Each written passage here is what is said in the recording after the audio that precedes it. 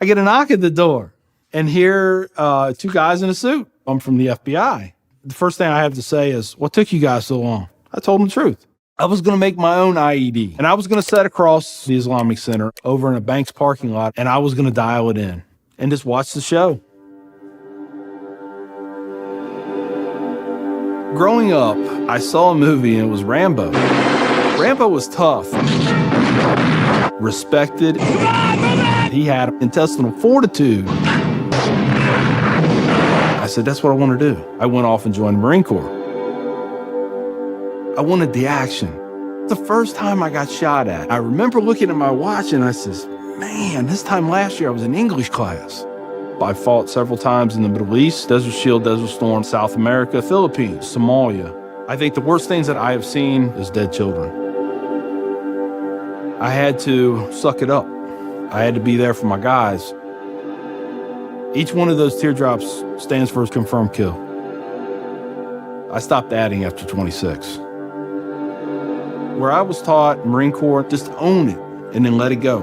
But there comes a time when there's too much of that, and you can't turn it off anymore. I want you to give me a window into your state of mind at that time.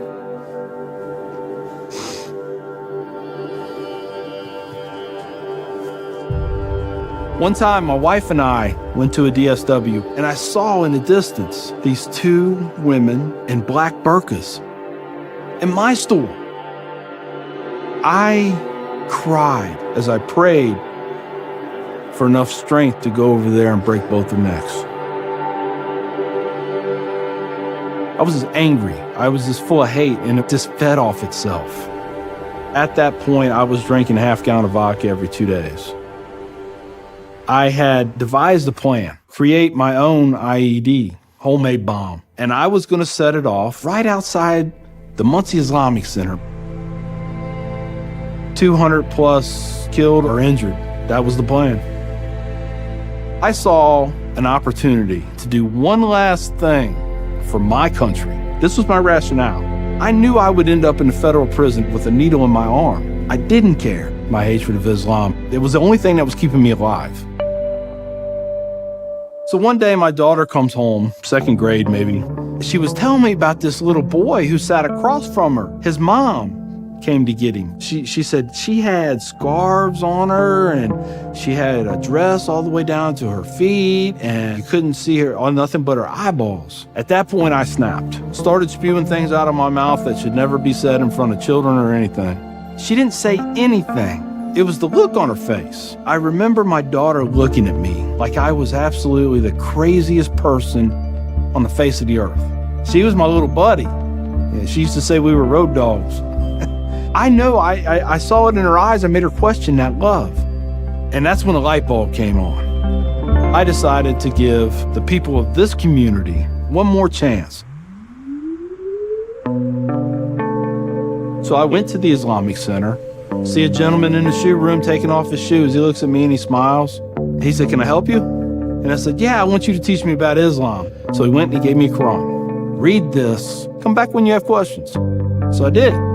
And I would see things in the book. I'd be like, there it is. I got them right there. Explain that to me. And they would. This was a kind of awakening. Long story short, 8 weeks after that first day I stepped into the Islamic Center, I became a Muslim.